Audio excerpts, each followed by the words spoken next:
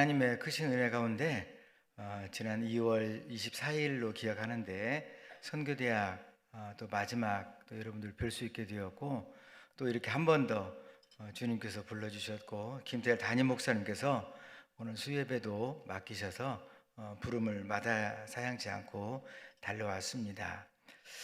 저는 계산교회 주부를 보면서 금년이 설립 70년인 걸 알게 되었고, 70년의 성상을 주님께서 인도하신 거 다시 한번 감사드리고, 저 또한 이번에 한국에 나오기 직전에 캄보디아에서 1월 27일과 28일, 불과 지금부터 약 한 달 조금 직전에 큰 모임을 하나 참여하고 왔습니다. 그 모임은 캄보디아에 첫 번째 개신교 선교사가 들어온 지 100년이 되는 해가 바로 금년입니다. 그러니까 1923년 1월 말에 한 가정의 선교사가 캄보디아에 와서 말 그대로 수많은 어려움들을 이겨내고 교회를 개척하고 성경을 번역하고, 이렇게 해서 시작된 캄보디아 개신교 선교가 금년 1월 말일로 100주년을 맞이한 거예요. 그래서 캄보디아 전국에 교파와 교단을 초월해서 10,000명이 넘는 성도들이 큰, 우리로 말하면 여의도 광장 같은 큰 곳에서 이렇게 천막을 치고 의자를 말 그대로 10,000개 이상을 이렇게 동원해서 큰 집회를 하고 왔습니다. 그때 사회를 보던 분이 그렇게 말씀하시는 거예요. 우리나라 땅에, 캄보디아 땅에 100년 전에는 예수를 믿는 사람이 한 명도 없었는데, 정말 그 흑암의 땅에 선교사가 오셔서 이제 말 그대로 전도를 하고 교회를 세우고, 이렇게 해서 지금은 수만 명의 성도들이 생겨난 것을 그들 스스로 감격스러워하고 굉장히 참 은혜가 되는 그런 모임이었습니다. 캄보디아 선교 100년 이렇게 생각하니까 갑자기 저에게도 저 자신이 어떻게 주님을 믿게 되었고, 또 어떻게 하면, 어떻게 해서 저의 가정에 복음이 들어왔는지를 알고 있었던 이야기지만 잠시 좀 나누기를 원합니다. 공교롭게도 저희 가문에, 저희 장씨 집안에 첫 번째 예수님을 믿는 역사도 약 100여 년 전에 시작된 겁니다. 1902년생이셨던 저희 할아버님, 지금은 돌아가셨죠. 제 기억에 1902년생이신 저희 할아버님이 1920몇 년도인지 정확히는 모르지만 총각 때 이제 전라북도 완주군 고산면이라는 그 5일장에 가서 무엇을 사가지고 집으로 돌아오던 길에 사람들이 이렇게 웅성웅성 모여 있더래요. 이렇게 보니까 아마 그때가 일제시대였는데 아직 고국으로 돌아가지 못한 서양 선교사님이 계셔서, 그 서양 선교사님이 한복 두루마기를 입고 노방전도를 하신 거예요. 그러니까 아마 추운 겨울이었고 한국어를 잘 못했던 것 같아요. 무슨 말인지 잘 못 알아듣겠는데 계속해서 집으로 돌아오는 길에 귀에 한 단어가 맴돌더랍니다. 마치 이렇게 모기가 왱왱왱 하듯이 귀 속에 야소라는 단어 하나가 계속해서 마음 가운데 남아있더래요. 그래서 집에 와가지고 일을 해도 잠을 자도 그게 무슨 말이었지? 왜 그 단어가 내 귀에 남아있지? 이런 고민을 몇몇 분에게 물어보니까 혹시 그게 교회 다니는 사람들은 알지도 모르겠다고, 그렇게 해서 물어 그 근동에서 가장 먼저 생긴 교회를 찾아갔답니다. 그랬더니 이제 우리 조선인, 한국인 조사가 한 분 계셔서 그분에게 이제 며칠 전에 일을 얘기하니까 그분이 무릎을 치면서 그 야소가 예수라는 말인데 하면서 저희 할아버님에게 복음을 이제 설명한 거예요. 그러니까 저희 할아버님이 말 그대로 거기서 주님을 영접을 한 거예요. 그리고 이제 집으로 돌아왔는데 그 동네에는 교회가 없거든요. 그러니까 이제 성경책을 뭔가 어떻게 했는지는 모르지만 20년 이상을 혼자 마음속으로만 주님을 간직하다가 6.25 직후에, 그때 당시 전북대학교 철학과를 졸업하던 한 분이 계셨는데 그분 이름이 탕명환 현대종교 소장이었습니다. 근데 그분이 전북대학교 신학과도 아니고 목사도 아니고 철학과를 졸업하면서 아직도 전라북도 안에 교회가 없는 마을이 있다면 내가 교회를 개척하리라, 이런 마음을 갖고 이렇게 다니다가 저희 할아버님을 만난 거예요. 그러니까 저희 할아버님이 우리가 사는 동네에 정말 교회가 없다, 이렇게 해서 6.25 직후니까 얼마나 가난했겠습니까? 미군들이 버리고 간 함석이라든지 정말 산에 가서 소나무를 해가지고 교회당을 짓고 그 교회를 개척을 한 거예요. 그러니까 저희 할아버님께서 마음속으로만 영접하던 그 주님이 이제 드러나고 성경을 펴고 찬송을 하면서, 그런데 이제 동네 사람들 또는 이제 저희 할아버지가 볼 때는 아들, 딸들 다 교회를 나오라고 전도를 했는데 약속이나 한 듯이 아무도 교회를 안 나오는 거예요. 그러니까 저희 아버님의 큰아들이었는데 할아버님에게 교회를 안 나가면 벌금을 내라고, 주일날 벌금을 내면서도 교회를 안 나가더래요.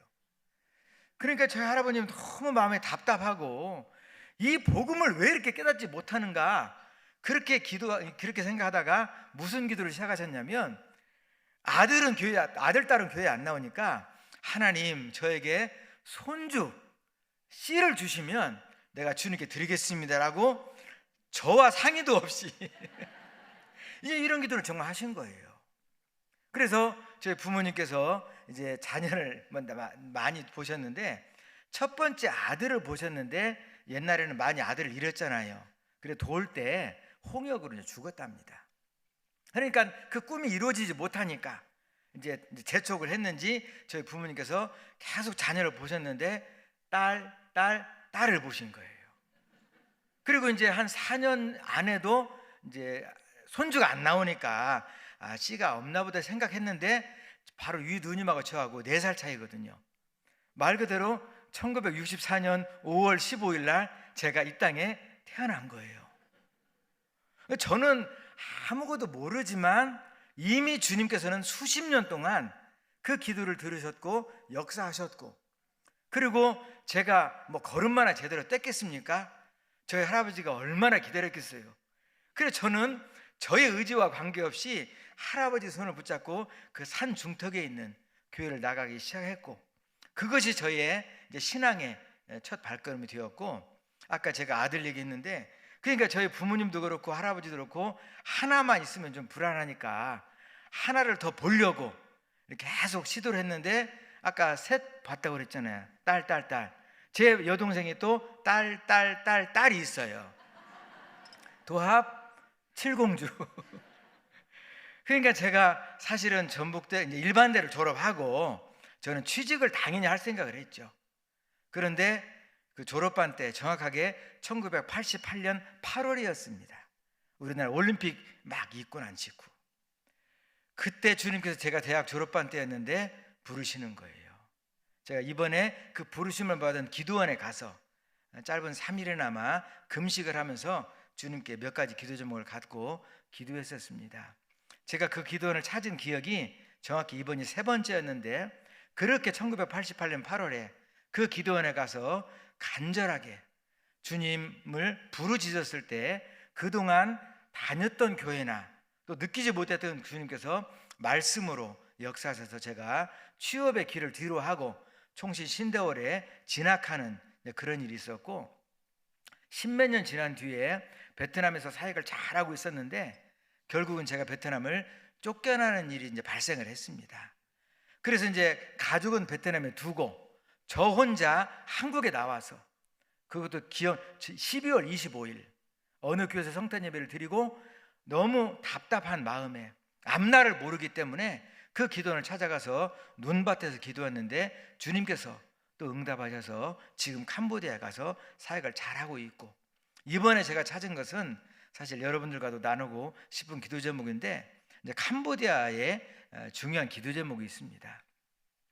아까 저희가 목사님과 함께 읽은 말씀이 제가 7년 전 저와 저희 아내가 같이 손잡고 큐티하면서 부부 경건을 하면서 읽었던 말씀입니다. 캄보디아는 여러 번 선교 보고 드렸고 또 여러분들 중에 다녀오신 분들 계시겠지만 불교 국가입니다. 그리고 캄보디아의 현대 근대 역사는 죽음의 역사밖에 없어요.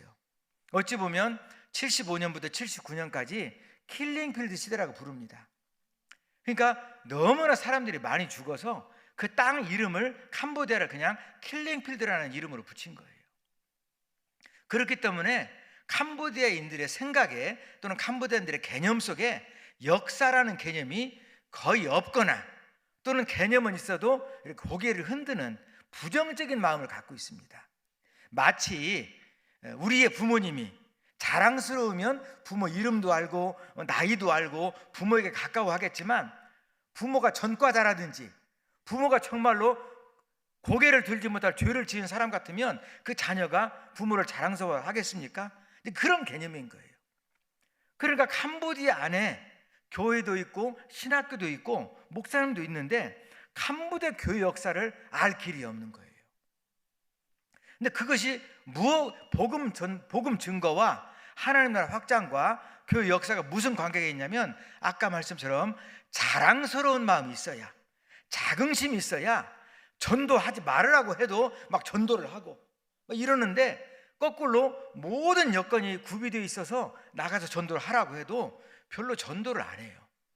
왜 안 하는지 물어보고 제가 살펴보니까, 첫째는 자기가 믿는 하나님에 대해서 남들에게 말을 할 만한 자신이 없는 거예요.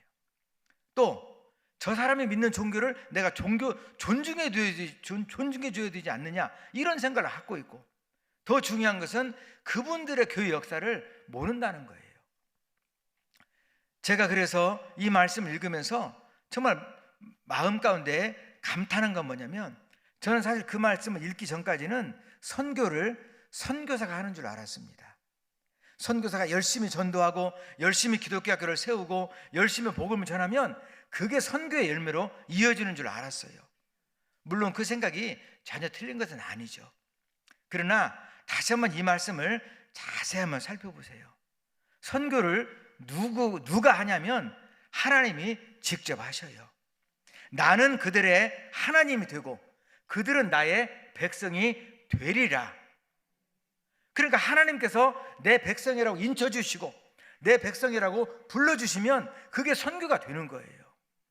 가장 좋은 사례가 구약시대 이스라엘 민족이거든요.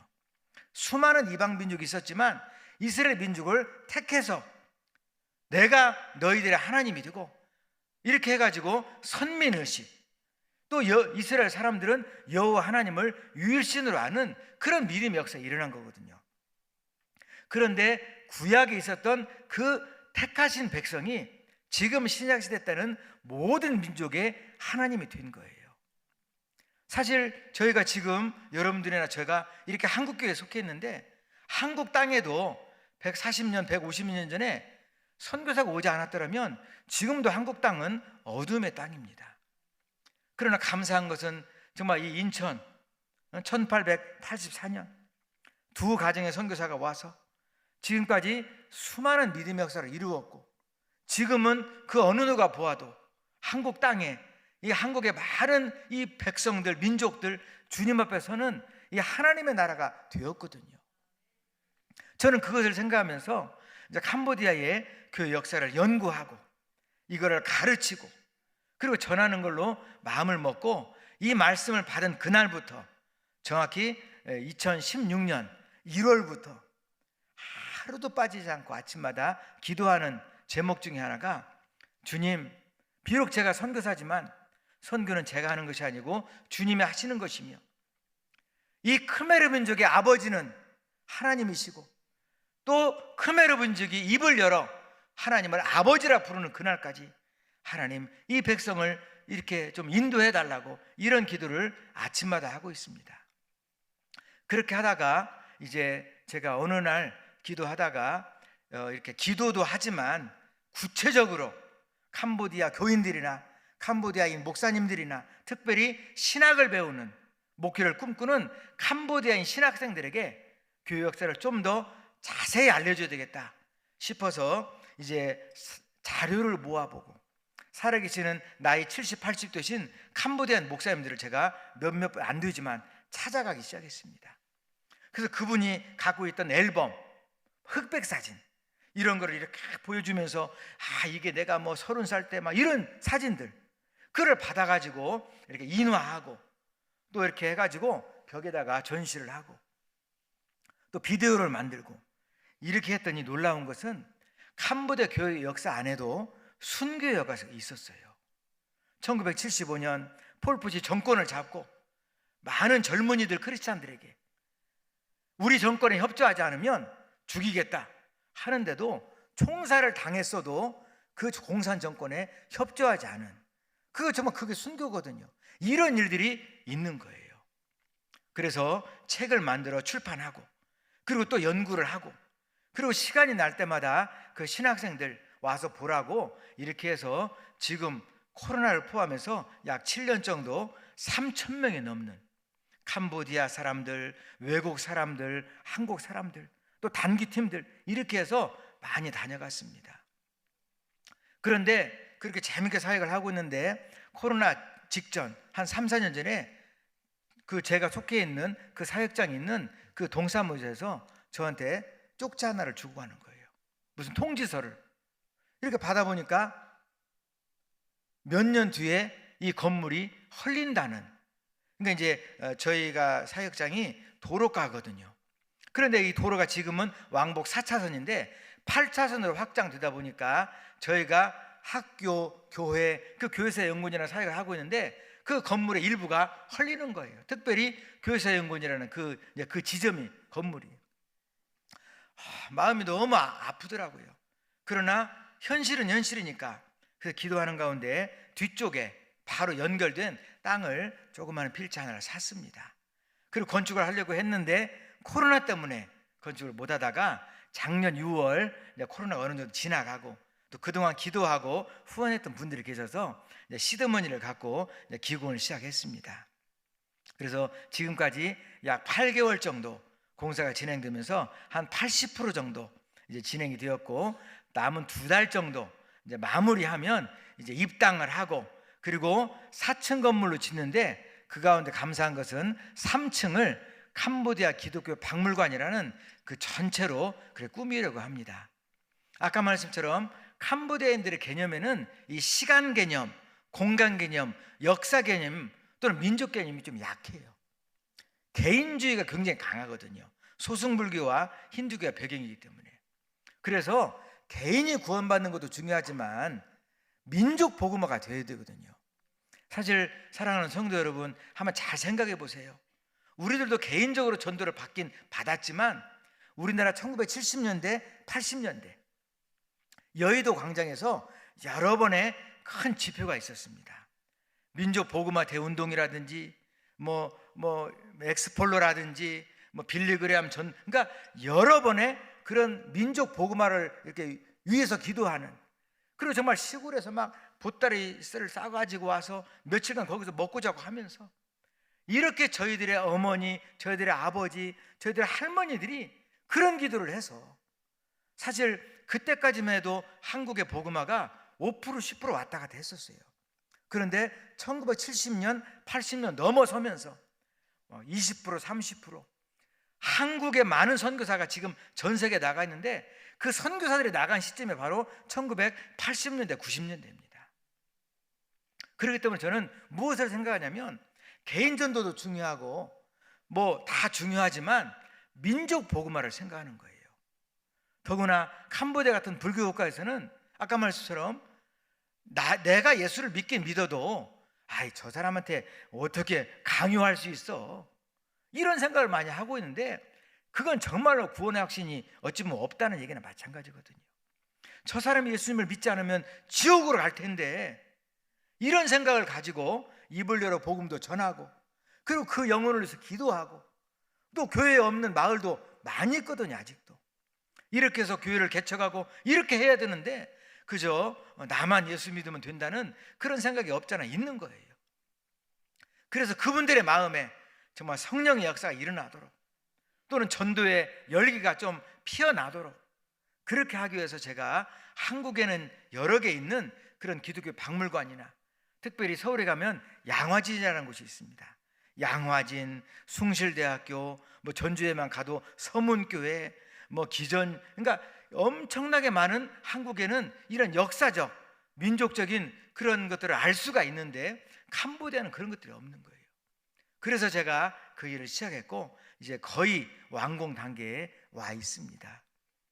사랑하는 우리 계산교회 성도 여러분, 저는 여러분들의 기도를 잊지 못합니다. 작년 그렇게 기공을 했는데 사실 또 뭐 요즘 많이 어렵잖아요. 또 환율도 막 엄청 이렇게 높았었어요. 그래서 기도하면서 또 계산교회 앞에 협조 요청을, 기도 요청을 했을 때 1,000만 원을 헌금해 주셔서 큰 힘이 되었고, 그래서 이제 2달 뒤 입당 예배 드릴 때는 정말 계산교회에서도 좀 이렇게 참여해 주시고 또 방문도 해 주시고 또 단기팀도 보내주시고 그러면서 아직도 부족한 재정이 약 5,000만 원 정도 됩니다. 사실 제가 금식하며 기도하는 제목 중에 하나도 주님, 이제 공사가 한 80% 맞춰져서 입당 예배 날짜까지 4월 18일로 잡아놨는데 아직도 공사비는 좀 부족합니다. 그렇다고 제가 어디 가서 이렇게 마음껏 요청하고 호소하기도 어려운데 주님, 남은 1달 반 정도 정말 주님께서 마음의 감동과 또 크메르 민족의 복음화를 위해서 주님이 쓰시는 영혼들을 위해서 그 영혼들을 통해서 그 귀한 헌금이, 그 건축비가 채워질 것을 기도하는 그런 기도를 기도원에서 드렸습니다. 주님께서 저에게 응답 주시기를, 그 사역이 너의 사역이냐? 가만히 생각해보니까 제 사역이 아니더라고요. 염려하지 말아라. 공중에 날아다니는 새도 내 뜻이 아니면 떨어지지 않는다. 정말 너가 크메르 민족 1,700만 영혼을 위해서 기도하는 것을 내가 알고 있으니 염려하지 말아라. 아멘. 저는 정말 기쁜 마음으로 내려왔습니다. 사랑하는 성도 여러분, 여러분들께서 캄보디아를 다녀가셨을 수도 있고 또 아직 다녀가지 않으셨을 수도 있습니다. 중요한 것은 우리가 지금 이렇게 주님을 믿어 구원을 받았는데 그 캄보디아 1,700만 명의 크메르 그 영혼들, 그 민족들, 불과 1%라는 복음화율, 전 캄보디아 전국 25개 시도에 12,000개 정도의 마을이 있는데 그 2,000개 정도에는 교회가 있고 마을, 아직도 10,000개 정도의 마을에는 교회가 없다는 그 사실, 그 10,000개의 마을에 누가 가서 교회를 개척하고 누가 복음을 전할 수 있겠습니까? 저는 선교사도 해야 된다고 생각하지만 선교사보다 먼저 그 일을 해야 될 사람들이 바로 캄보디아인 목사님과 또 장로님과 전도사님과 또 성도들, 또 신학생들, 캄보디아인들의 마음에 성령의 불이, 정말 작은 불씨가 그들에게 전해져야 된다고 생각합니다. 그래서 아까도 말씀드렸지만 캄보디아 교회사 연구원에, 그리고 금년 하반기에 오픈할 캄보디아 기독교 박물관에 다녀가는 이들마다 교회 역사를 알고 순교 역사를 알고 그리고 민족의 하나님을 입으로 고백하고 그들이 이제 일어나서 정말 교회가 없는 마을에는 교회도 세우고 아직도 예수님을 믿지 않는 수많은 영혼들에게 복음을 전하는 그런 민족으로 거듭나기를 바라는 것입니다. 사랑하는 성도 여러분, 선교사는 언젠가는 그 땅을 떠나게 돼 있지만 주님과 크메르 민족은 떠나지 않고 그 민족의 역사를, 그 민족의 앞날을 주님께서 인도하실 것입니다. 제가 이번에 1월 말에 가졌던 100주년 그 집회를 하고 이제 한국으로 오려고 준비하고 있는데 누구한테 연락이 왔어요. 거기를 가보고 싶다고. 확인해 보니까 100년 전에 첫 선교사를 파송했던 그 CNM의 교단에서 이번 100주년 대회에 참석한 그 손주 손녀가 온 거예요. 그러니까 CNM의 필드 디렉터가 저한테 연락 온 거예요. 그래서 오시라고 그렇게 했더니 이제 왔는데 그 나이가 90세 되는 할머니가 휠체어를 타고 이제 내려서 이제 왔어요. 제가 이제 설명을 하고 이렇게 사진을 보여주는데 첫 번째 사진이 1923년 1월에 자기 할머니가 7, 8살, 그러니까 아주 어린 소녀 때 그 캄보디아 왔던 그 사진이 걸려있는 걸 보더니 눈물이 글썽글썽 하는 거예요. 어찌 보면 한 번 더 캄보디아로 와볼 수 있을까? 그 생각이 들더라고요. 나이가 90세인데. 그러면서 우리도 못하던 일을 이렇게 선교사님이 하시니까 너무 고맙다고, 내가 돌아가서도 기도하겠다고, 이러한 그 아름다운 만남을 참 보고 한국에 제가 들어왔습니다. 사랑하는 성도 여러분, 부모가 없이 우리가 이 땅에 태어날 수 없고 민족이 없이 우리가 우리를 유지할 수가 없죠.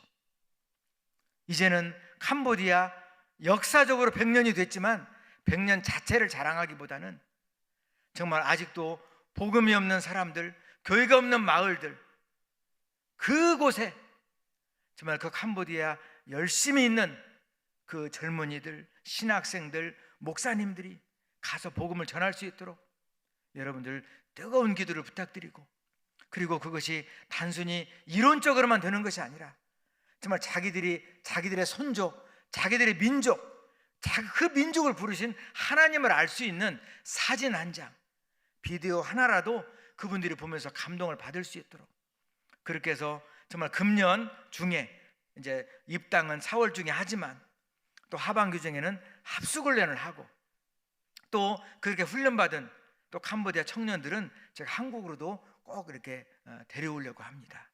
그리고 양화진도 가보고 개선교회 와서 특송도 하고, 이렇게 해가지고 정말 한국의 역사하신 하나님을 볼 수 있도록, 그리고 돌아가서 캄보디아에서 정말 우리 민족, 크메르 민족을 위해서 일하셨던 하나님, 우리를 부르신 하나님을 찬송하고 증거하고 복음을 전할 수 있도록, 그런 일을 하는 일에 여러분들의 기도가 절실히 필요합니다. 사랑하는 성도 여러분, 이제 저는 이제 한 2주 뒤면 다시 캄보디아로 돌아가지만 여러분들의 기도 정말 주님께서 이루시리라 믿고, 또 부족한 재정 정말 주님께서 채워주시리라 믿고, 그렇게 해서 저는 캄보디아에서, 또 여러분들은 이곳에서 함께 기도하다가 다음번 선교복으로 할 때, 그게 연말이 될지 내년이 될지는 모르지만 그때는 그때 여러분들께서 기도해 주셔서 이렇게 건물이 잘 완공되었고, 이렇게 또 많은 분들이 다녀갔고, 예를 들어서 들어오는 문 입구 열자마자 빛이 있으라, 그 말씀에서부터 요한계시록 마지막 장 마지막 절 새하늘과 새 땅을 시각적으로, 시청각적으로 알 수 있도록 그런 시설이 만들어지고, 그렇게 해서 정말 그 캄보디아 어린이들, 청소년들, 대학생들, 신학생들 그곳을 다녀가면서 역사 개념, 민족 개념, 시간 개념, 성경 개념 충분히 익힐 수 있는 그런 교육 공간이 되고 훈련 공간이 될 수 있도록 여러분들의 뜨거운 기도를 부탁드립니다. 다시 한번 제가 저를 생각할 때 정말 주님께서 그 100여 년 전에 교회도 없던 그 마을에 왜 우리 할아버지를 통해서 이렇게 복음을 전하게 하셨고, 어찌 보면 100년 만에 이런 또 열매를 거두실까 생각해 보니까 다 하나님의 뜻이 있었더라고요. 지금은 이제 저희 아버님도 돌아가셨고 할아버지 당연히 돌아가셨고 어머님만 전주에 계신데, 그 어머니 내년이면 저희 어머님 내년 이제 구순이십니다. 제가 아까 말했지만 외아들이라 1년에 한 번 정도 어머니 앞에 나타나는 것도 저는 효도라고 생각해요.